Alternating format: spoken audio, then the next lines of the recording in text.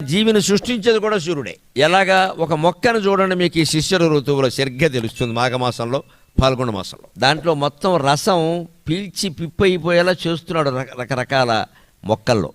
ఎండకి ఏమవుతుందో రసం ఉండదు, రసహీనం అయిపోతుంది. తపత్యేష అప్పుడు బాగా ఎండిపోయేలా చేస్తాడు మొత్తం విత్తనాలని, గడ్డి మొక్కల్ని అన్నింటినీ కూడా ఎండతోటే.